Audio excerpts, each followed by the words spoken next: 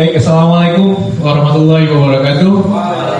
Selamat malam untuk teman-teman yang hadir di video kita. Malam. Dan juga teman-teman yang hadir di dunia virtual di Instagram kita live dan TikTok YouTube.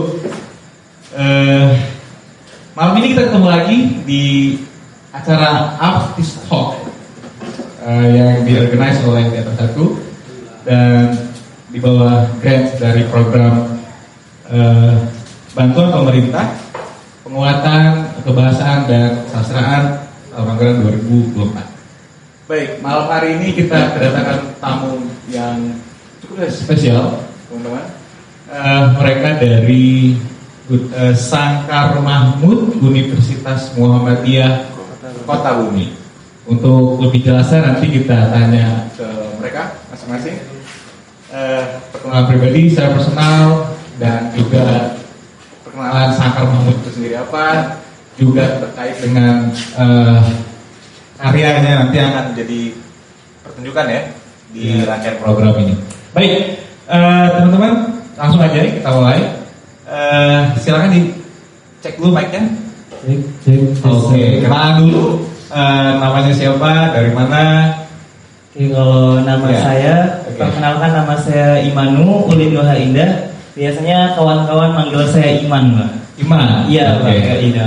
Iman, ya. Masih kuliah berarti sekarang? Masih kuliah, Pak. Oke, nanti kita ngobrol detail lagi. Boleh?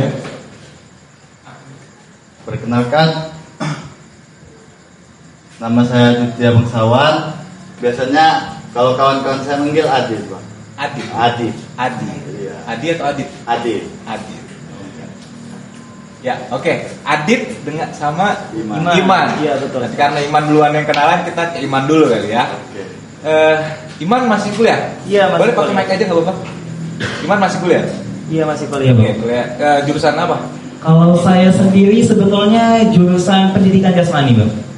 Penjas Iya, pendidikan jasmani, penjas. Angkatan berapa? Angkatan 23, baru setahun yang lalu. Oh, berarti sekarang semester 3. Semester 3. Iya, betul sekali. Kalau masuk ke grup teaternya? Kalau saya masuk grup teater dari tahun 2023, baru setahun yang lalu. 2023 juga. Iya, betul. Begitu masuk langsung ikut. Iya, Iya. langsung ikut pementasan. Seiring berjalannya waktu hingga saya sampai duduk di sini. Oh, oke. Penjas ya? Iya, pendidikan jasmani. Jadi meskipun prodinya penjas, tapi ada ketertarikan untuk Ikut di dalam dunia potensi sendiri. Oke. Ya, Iman ya. Kalau Adit jurusan apa? Saya jurusan hukum, Pak. Hukum. Iya. Oke. Spesifikasinya apa tuh? Hukum apa? Tata negara, hukum perdata atau apa? Iya. Atau belum penjurusan? Belum, Pak. Belum ya. Oke. Tapi teman-teman memang dari awal kuliah masuk ke kampus sudah tertarik ke ini grup teater. Kalau saya sendiri sudah, Pak. Sudah ya. Oke. Saya jadi penasaran nih sebenarnya. Gimana sih sebenarnya proses rekrutmen atau proses regenerasi dari grup teater? Tapi sebelum masuk ke sana saya mau tanya dulu. Apa sih sebenarnya Sangkar Mahmud gitu? Sangkar Mahmud itu apa tuh? Itu singkatan, akronim atau apa? Singkatan. Boleh diceritain? Sangkar Mahmud itu yang disingkat sama Sanggar Kreativitas Mahasiswa Muhammadiyah. Oke. Oh, jadi Sangkar Mahmud itu Sanggar Kreativitas Mahasiswa Muhammadiyah. Oke. Oh, kan ada artinya ya, Iya. Sangkar Mahmud ya di Kota Bumi. Di Kota Bumi. Kalau Muhammadiyah yang selain di Kota Bumi juga sama, Sangkar Mahmud juga tahu apa khusus yang di Kota Bumi itu? Atau yang di Kota Bumi itu? Kalau di Metro ada teater malam ya kalau nggak salah ya. Tapi kalau di Metro itu beda deh, Bang. Tapi Sangkar Mahmud ini hanya bernaung di Universitas Muhammadiyah Kota Bumi saja. Hanya di Kota Bumi Iya, saja. betul. Hanya di Kota Bumi saja. Jadi cuma di Kota Bumi ya? Iya. UKM ya? Iya, UKM. Jadi semua jurusan ada di sana. Ada. Oke. Sudah dari tahun berapa tuh berdirinya tuh? Kalau untuk Sangkar Mahmud sendiri sudah berdiri dari tahun 1998, Bang. Oh, 1998. Iya, sudah cukup tua. 98, 18, 2000. Ya, jadi sekitar untuk tahun ini sudah 20. 27, 28 mungkin, Bang. Oke. 26 tahunan. 26 ya, betul, 26 tahun. Sudah cukup tua ya berarti. Iya, sudah cukup. Berarti regenerasi jalan terus. Kalau berjalan ya. Oke. Ya, itu proses rekrutmennya ke mahasiswa-mahasiswa prodi-prodi gitu atau gimana? Ada demonstrasi dulu sebelumnya waktu anak-anak baru masuk kampus itu gimana? Kalian pertama kali melihat tahu ada Sangkar Mahmud gitu.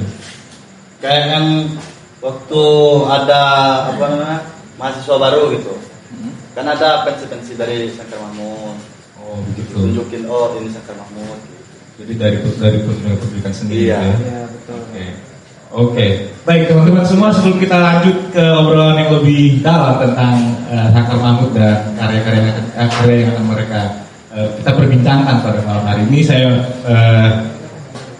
juga ingin mengucapkan ucapan terima kasih dulu ya sebelum kita ngobrol lebih dalam kepada Studio Nyala. Ya, Studio Nyala yang sudah mensupport kegiatan ini, juga ada Punya Studio, lalu ada Jeda Picture, ada Gerai 1, Teater 1, dan tentunya juga program bantuan pemerintah bidang kebahasa dan kesastraan, penguatan komunitas sastra tahun anggaran 2024. Nanti akun Instagramnya bisa teman-teman lihat ya, bisa ada akun Instagram ya? Iya. Akun Instagramnya kalau nggak salah tadi saya sudah sempat kepo ya, ada @sangkarmahmud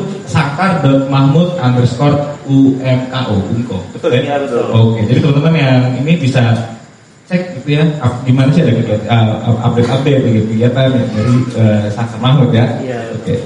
Juga teman-teman bisa follow untuk mereka-mereka yang terlibat di sini, ada Teater 1 ya, Teater 1 Lampung, lalu ada Studio Nyala, ada Punya Studio dan juga Picture. Masing-masing nanti teman-teman bisa lihat akun Instagram. Baik, kita lanjut nih ke pertanyaan berikutnya, Adit dan Iman.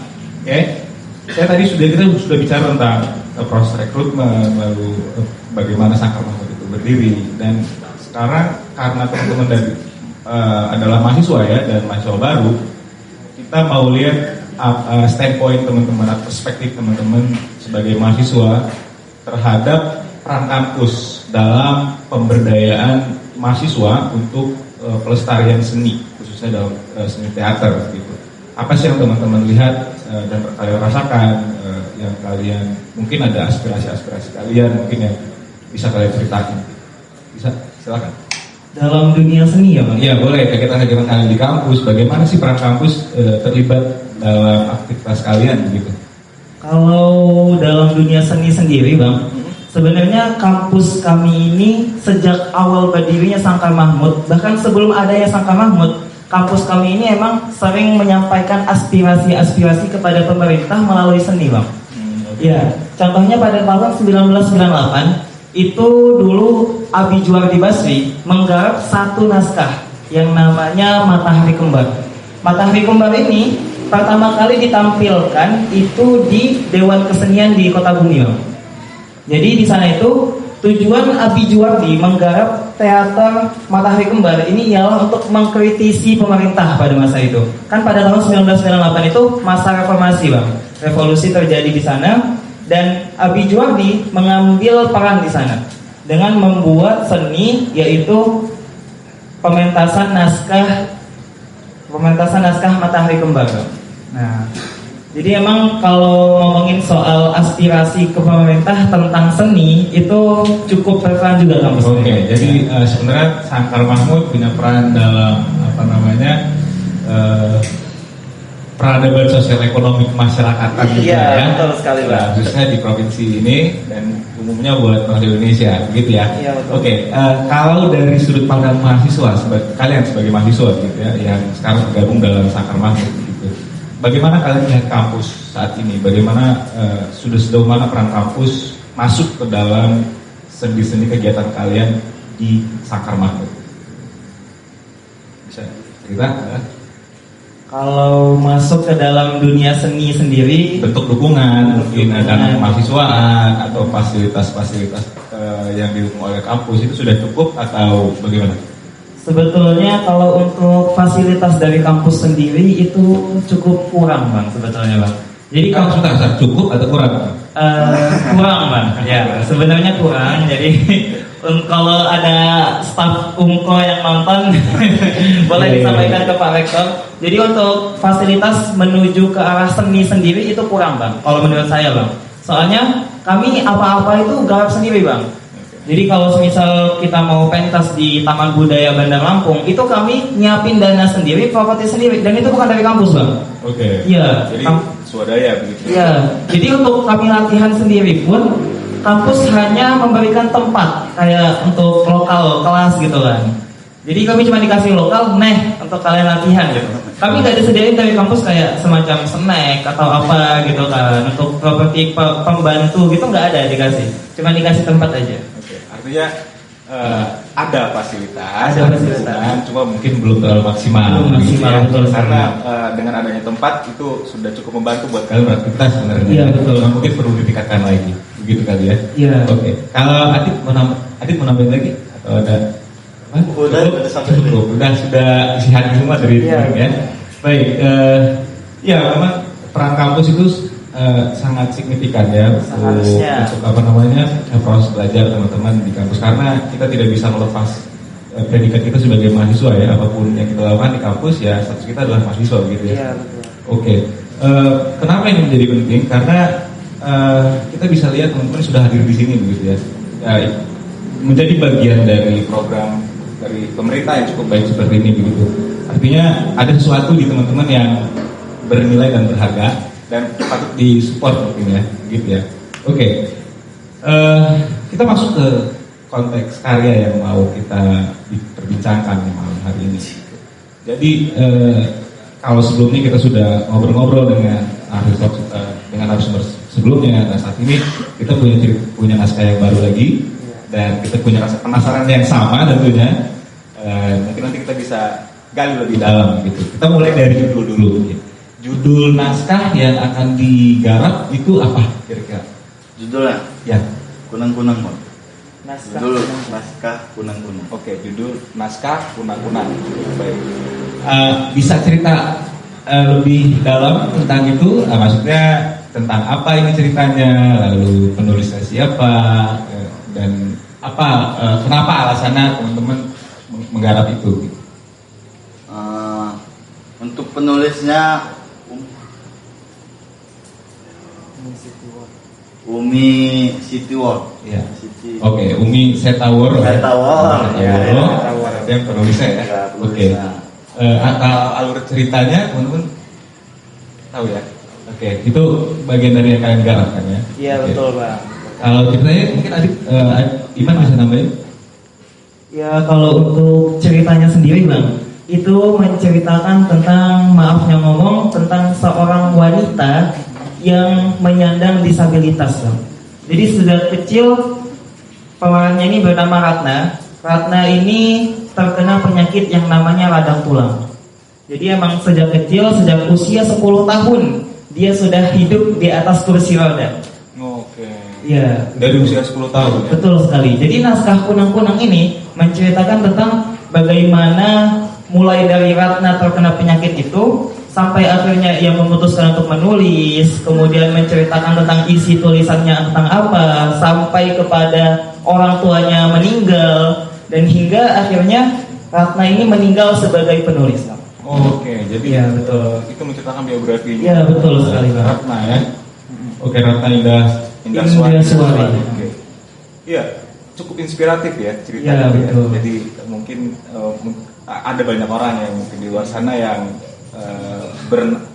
memiliki latar belakang yang mirip mungkin ya, seperti ada keterbatasan, lalu ingin tetap berkarya, ingin tetap terlibat dalam kehidupan bersosial masyarakat, cuma ada keterbatasan dan bagaimana cara menghadapi itu ya. Itu ya. Iya, betul. Ada nggak menurut Iman value-value lain yang bisa digali dari kisah Ratna Indah Suwari ini? Sebenarnya untuk berdasarkan value-nya sendiri bang ya, sebenarnya ada banyak sekali bang. Iya, ya boleh cerita tuh, coba kita breakdown deh. Gimana ya, untuk ceritanya sendiri itu kan bermula dari perjuangan seorang anak kecil yang kena penyakit gitu bang. Dari sudut situnya aja kita udah tahu kan perjuangannya itu gimana sih. anak umur 10 tahun kena penyakit yang bikin dia nggak bisa jalan, Bang. Iya, bikin dia jalan aja nggak bisa, nulis aja susah gitu. Tentang ya untuk value-nya sebenarnya sangat inspiratif sebenarnya. Bagaimana Ya. dia tetap bisa produktif, Tetap produktif. tetap hidup begitu Ya, betul dalam sekali. arti tidak hanya hidup fisik saja ya, tapi hidup juga batinnya gitu ya. Iya, betul sekali, Bang. Iya, iya. Kita jadi bisa berempati begitu ya dari kisahnya Ratna begitu. Karena Ya. Indra Suara. Mungkin lewat teater kita bisa memupuk rasa empati. Mungkin itu juga jadi nilai plus juga ya. Iya betul, Bang. Jadi kan gimana ya? Tugas teater itu kan menyampaikan gitu nggak sih, Bang? Menyampaikan makna dari naskah itu apa supaya tersampaikan kepada penonton itu bagaimana gitu kan. Itu kan tugas para aktornya.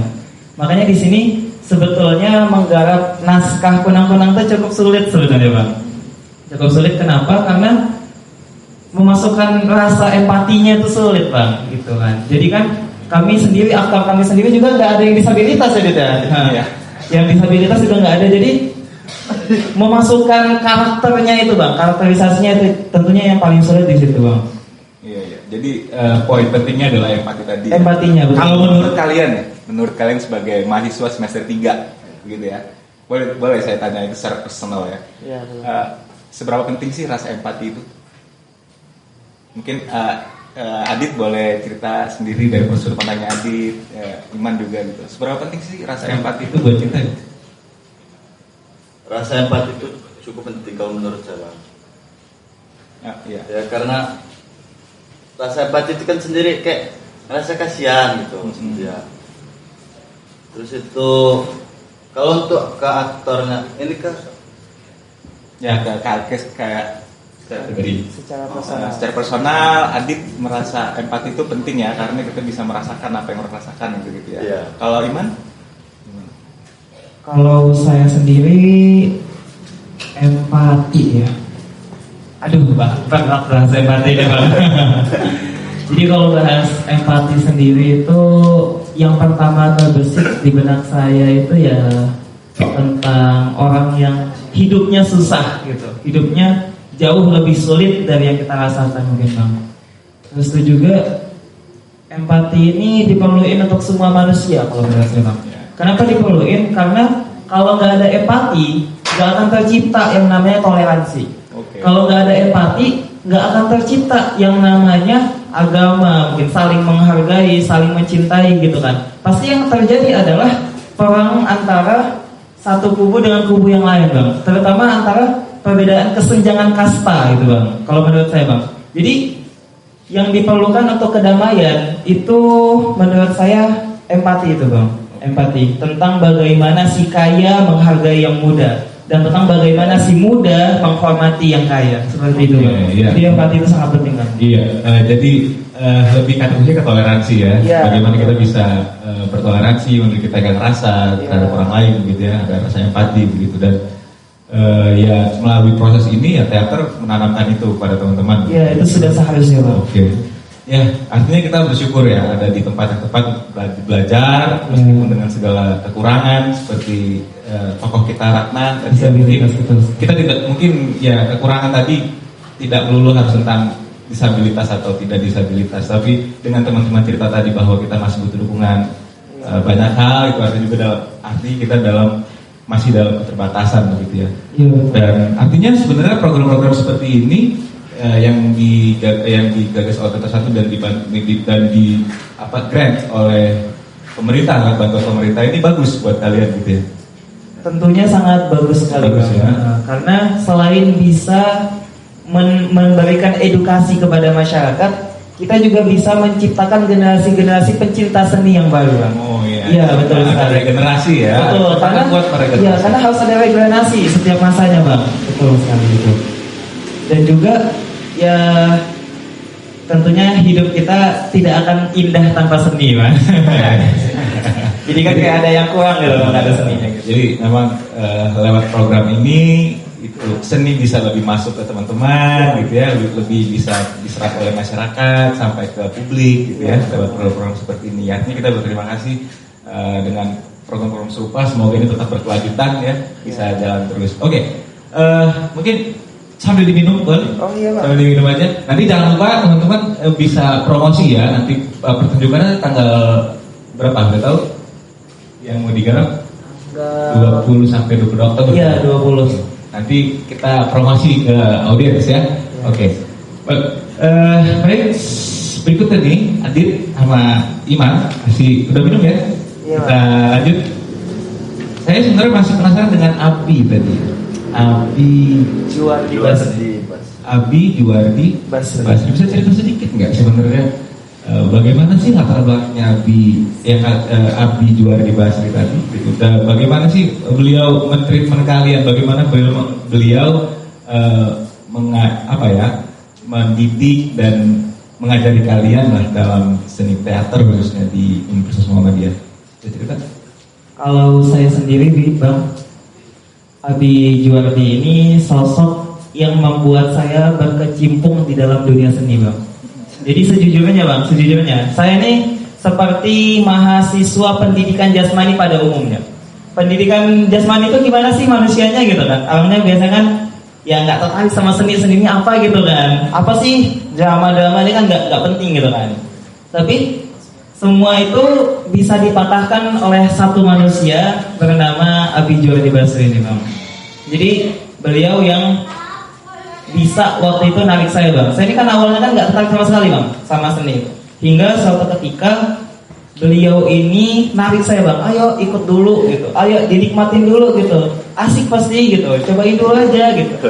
Akhirnya karena mungkin rasa hormat saya ke beliau, karena beliau kan sudah sepuh juga. Rasa hormat saya ke beliau, saya ikut Sangkar Mahmud.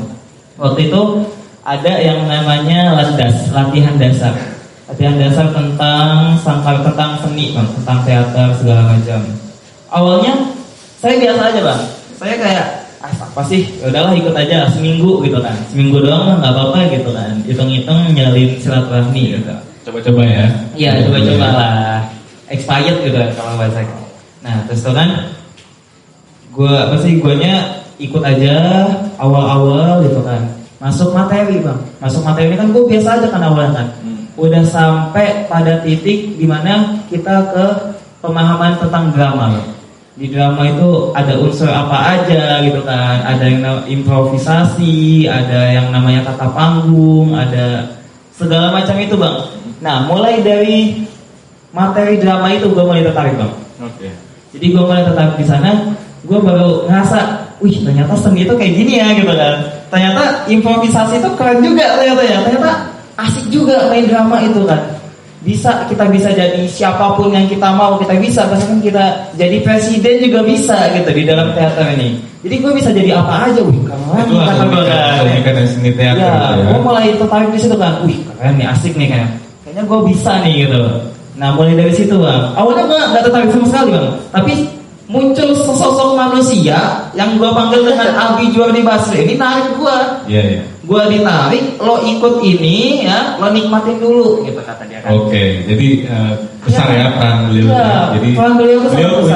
punya daya magnet tersendiri untuk teman-teman di sana. Iya, betul sekali, Bang. Untuk merangkul kalian Ya. untuk bergabung dan mau belajar di Sangkar Mahmud ya. Ya. Iya. Cukup inspiratif, keren gitu ya.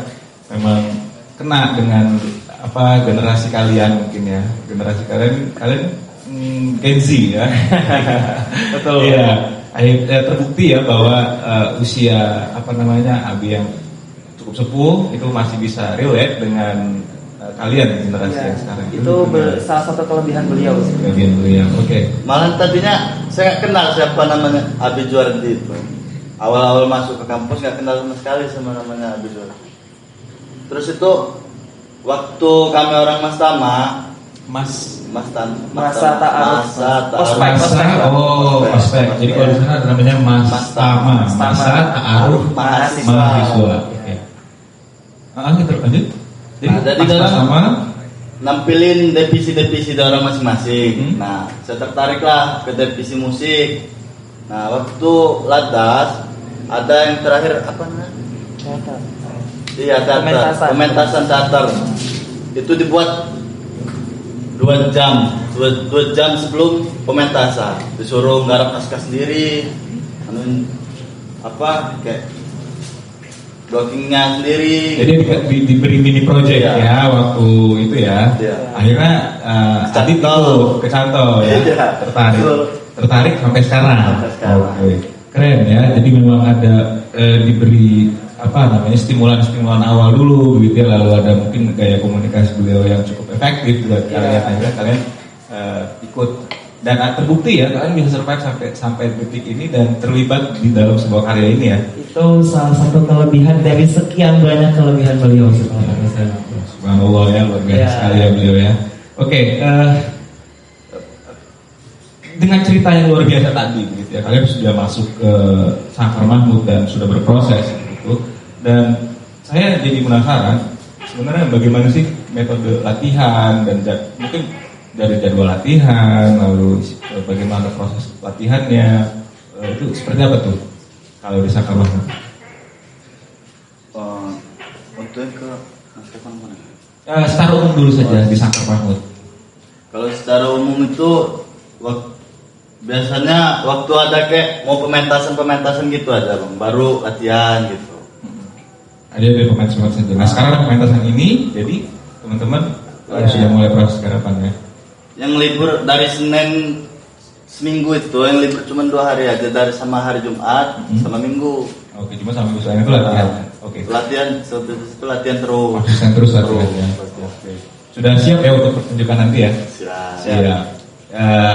Iman ya artistik. Kalau saya sendiri sebagai penata artistik dan juga untuk Adit sutradara. Oke. Wah ini saya terhormat sekali nih ya ngobrol sama saudara dan tim artistik dari sebuah pertunjukan yang nanti akan dibawakan oleh Sangkar Mahmud pada tanggal 20 Oktober ya 2024. Ya, oke. Baik, mungkin kita sudah hampir di ending ya. Nah karena kita mau ada pertunjukan, jadi boleh teman-teman yang ada teman-teman dari Sangkar Mahmud untuk promote ya, boleh promosi karena kita ada live dan nanti ada di record juga, ada di YouTube nanti teman-teman bisa lihat. Silakan dipromosikan pertunjukan kalian pada audiens. Ya silakan, mungkin gimana? Silakan Mbak.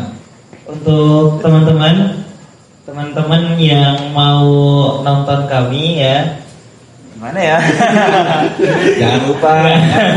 Jangan lupa tonton kami, saksikan pementasan kami di Dewan Kesenian Lampung pada tanggal 20 Oktober 2024 dengan naskah Kunang-Kunang. Iya, itu dia teman-teman promosinya ya, luar biasa. Jadi audiens jangan lupa don't miss it tanggalnya tanggal 20, terutama teman dari Kota Bumi yang mungkin yang kuliah di Unila atau di Tera atau di UIN, kita gathering tanggal 20, tonton teman-teman dari Sangkar Mahmud Universitas Muhammadiyah untuk pertunjukan naskah Kunang-Kunang. Wah luar biasa sekali ya, tangan dulu teman-teman buat tamu kita dari Sangkar Mahmud jauh-jauh dari Kota Bumi ya ini.